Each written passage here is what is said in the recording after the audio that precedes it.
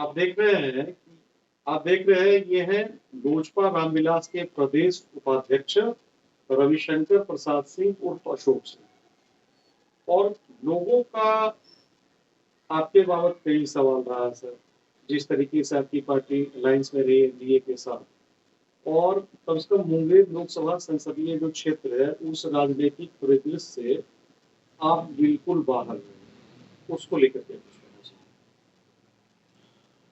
सबसे पहले आप लोगों के न्यूज पोर्टल को बहुत बहुत धन्यवाद।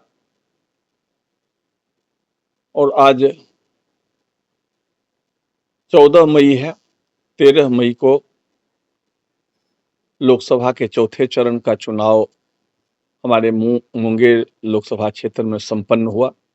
हम आपके माध्यम से सभी मतदाता भाइयों को बधाई देते हैं कि उन्होंने बढ़ चढ़कर मतदान में हिस्सा लिया और देश के सबसे बड़े पंचायत के लिए योग्य जनप्रतिनिधि चुनने के लिए उन्होंने अपने मताधिकार का अपनी समझ से उपयोग किया। साथ ही आपके माध्यम से आज एक बड़ी दुखद खबर आई है। बिहार की राजनीति के शीर्ष राजनेताओं में से भाजपा के पूर्व उप मुख्यमंत्री आदरणीय सुशील कुमार मोदी जी का दुखद निधन हुआ है। वर्तमान समय में वो बिहार के राजनीतिक आकाश के एक बड़े सितारे थे। मैं अपनी ओर से उनको विनम्र श्रद्धांजलि अर्पित करता हूं और उनके परिवार के प्रति अपनी संवेदना व्यक्त करता हूं। अब रह गई चुनाव के बारे में, तो आपने ठीक कहा कि इस बार मुंगेर लोकसभा के चुनाव में मेरी सक्रियता उस तरह से नहीं रही जैसे विगत चुनावों में हुआ करती थी।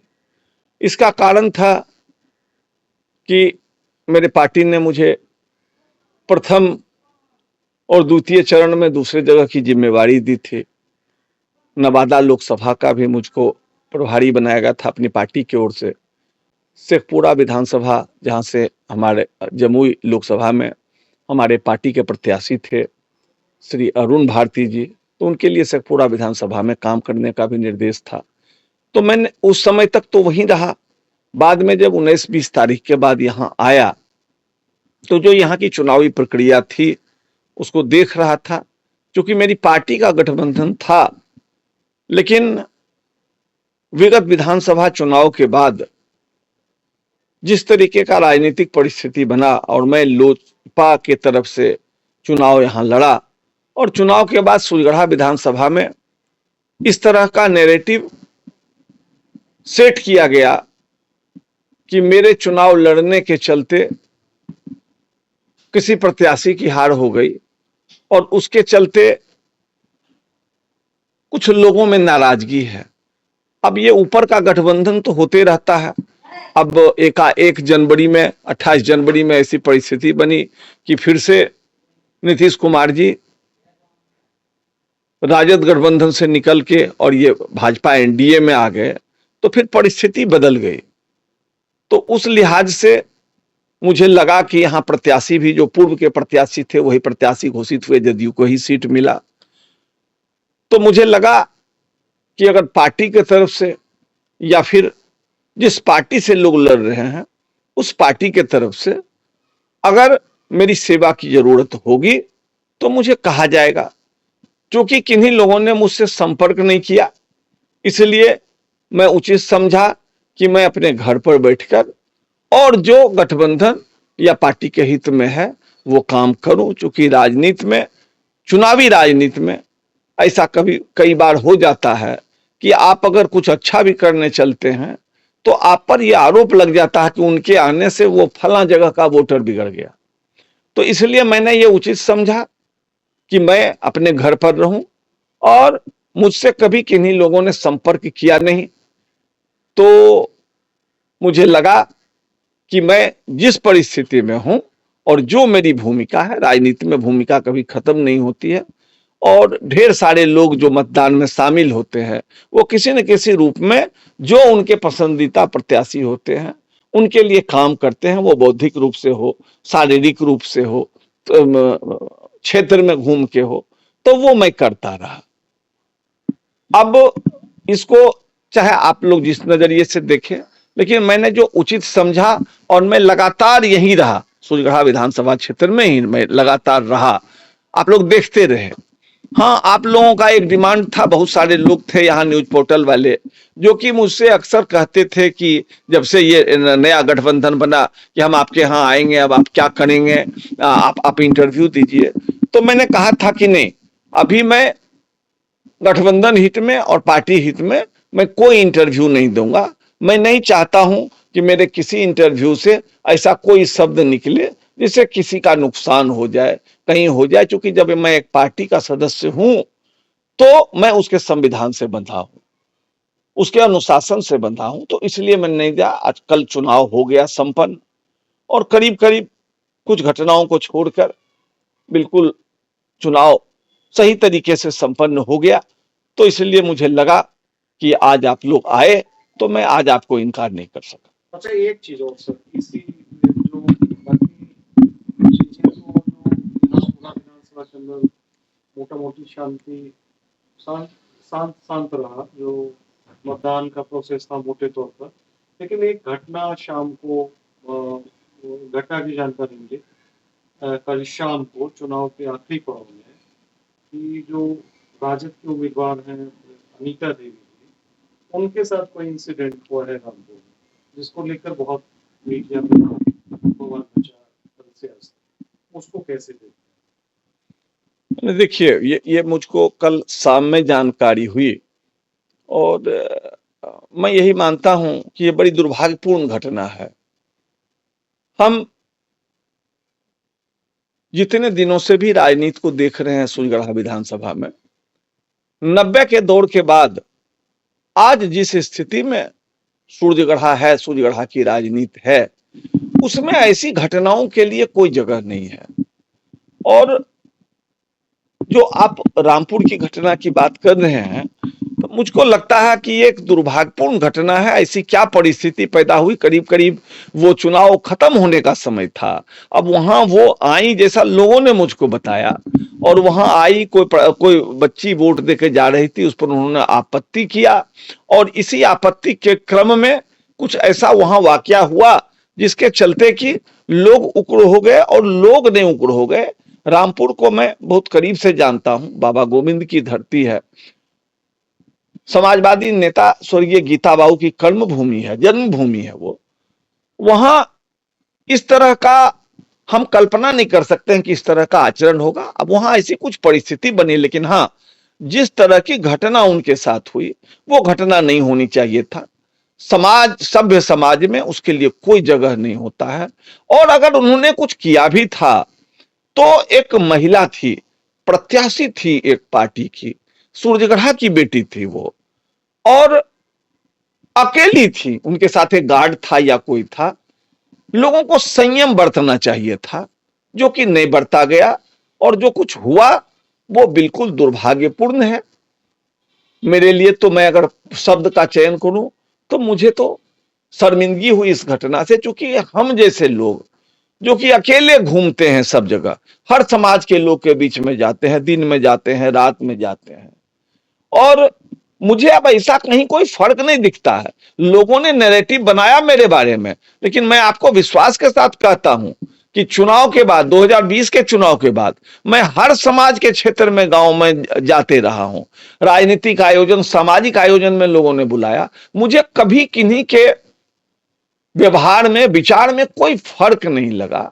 और उसमें जब मैं ऐसा सोचता हूं कि चुनाव में अगर कुछ ऐसा होता है तो जो विभिन्न सामाजिक समूहों के बीच में जो प्रेम, आपसी भाईचारा का जो एक वातावरण बना है, तो जब समाज रहेगा, भाईचारा रहेगा, तब न राजनीति होगी।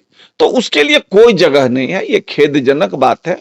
और मैं आपके माध्यम से जिनके साथ भी हुआ है, जो महागठबंधन की प्रत्याशी है, मैं अपनी ओर से, चूंकि मैं भी यहां चुनाव लड़ चुका हूं, रामपुर मेरा पसंदीदा जगह रहा है, मैंने वहां के लोगों से बात किया है और उन लोगों ने भी कहा कि अब कौन लड़का था कर दिया, ऐसा नहीं करना था, उन्होंने जो कुछ भी किया था उस बात को ये करना था। तो मैं तो अपने तरफ से खेद प्रकट करता हूं और साथ ही मैं अपने अन्य राजनीतिक मित्रों से ये कहता हूं कि ये जो कुछ हुआ इसको नहीं होना था, लेकिन इसको सामाजिक मुद्दा या राजनीतिक मुद्दा नहीं बनाना चाहिए। और ये एक ऐसा घटना था जो नहीं होना था, लेकिन इसके चलते सामाजिक समूह में कोई दूरी नहीं आना चाहिए, क्योंकि राजनीति में तो फॉर्मेशन बदलते रहता है, आज कोई किन्हीं के साथ हैं, कल कोई किन्हीं के साथ होंगे, लेकिन समाज में अगर इस तरह के घटना से आक्रोश होगा, और बट नेचुरल है कि किसी महिला के साथ अगर ऐसा कुछ होता है तो लोगों को तकलीफ होती है, तो फिर इसके लिए इतना दिन का जो मेहनत किया गया है वो मेहनत निष्फल हो जाएगा, और जो हम लोग एक बेहतर सूरजगढ़ा और बेहतर लखीसराय की बात करते हैं वो कहीं ना कहीं वो अधूरा रह जाएगा।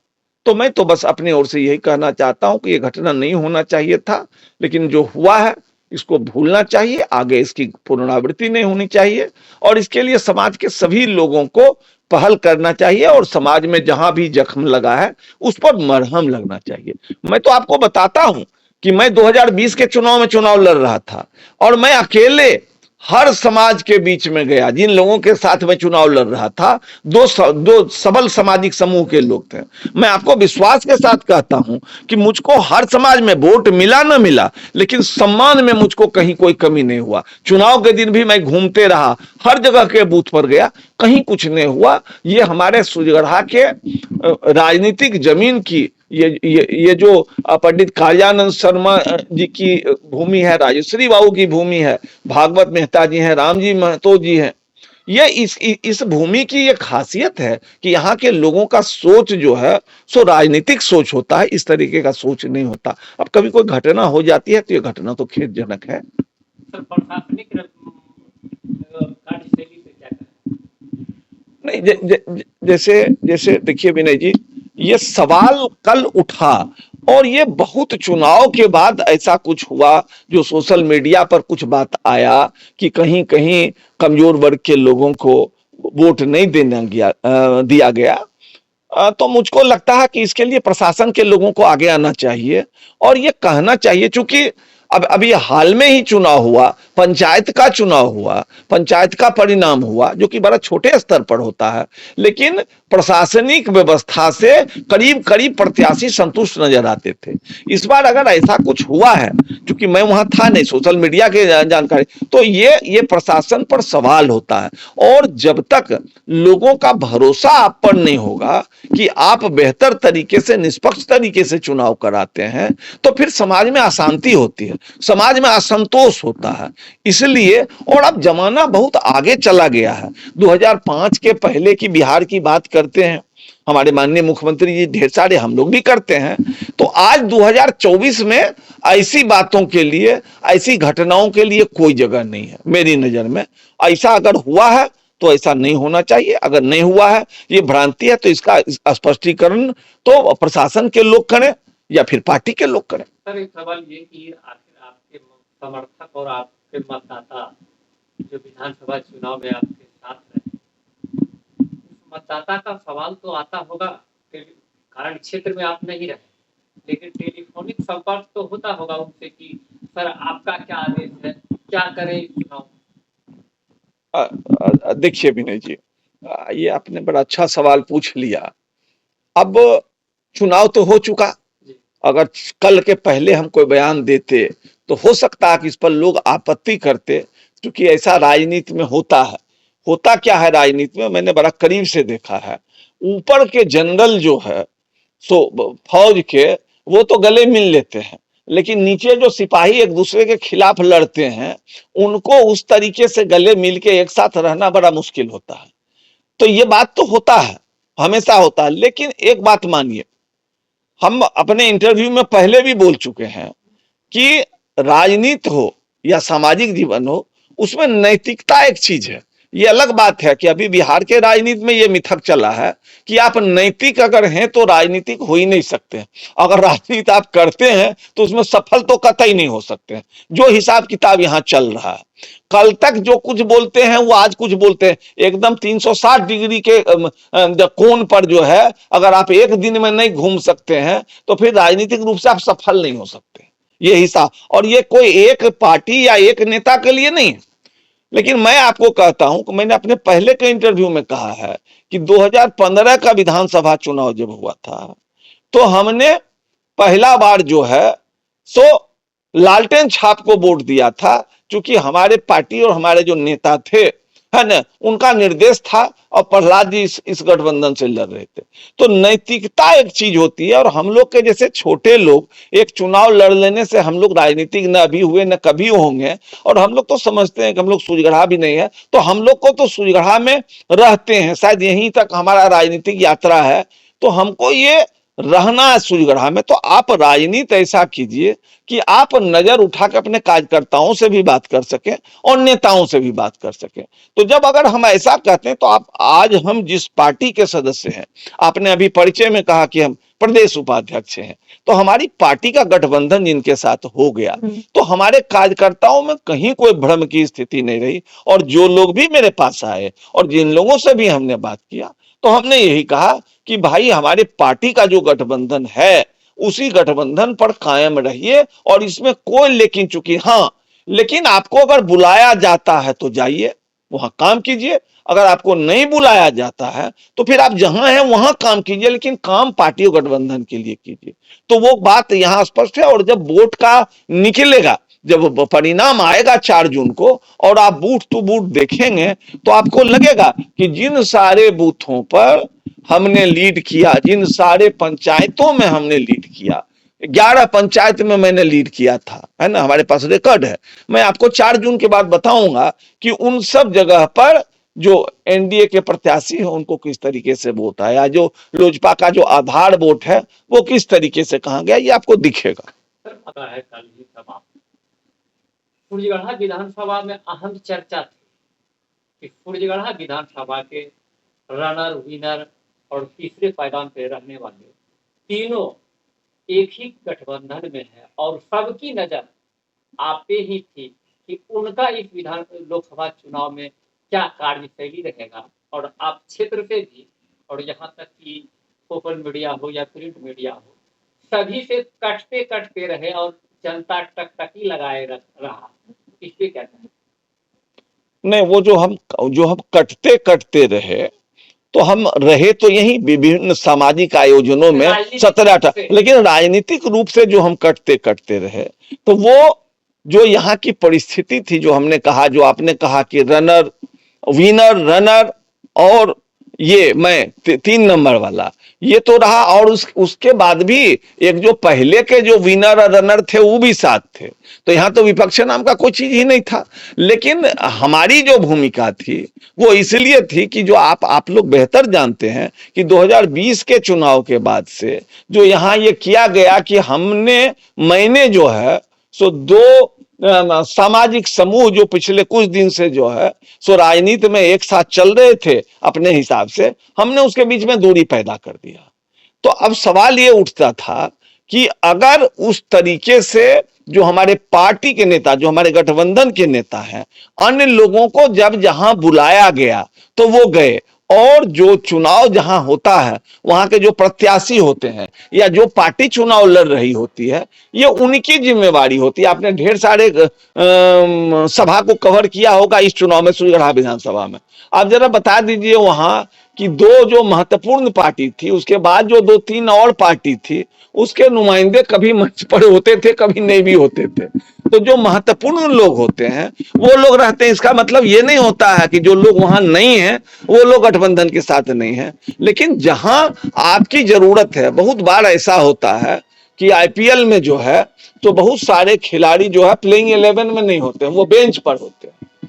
कुछ लोग बेंच के बाहर होते हैं। तो वो समय और परिस्थिति के हिसाब से नए नए खिलाड़ी को मौका दिया जाता है आगे के लिए, आगे के विश्व कप के लिए, 2020 विश्व कप के लिए उनको तैयार किया जाता। उसमें कुछ खिलाड़ी को बाहर भी बैठाया जाता है।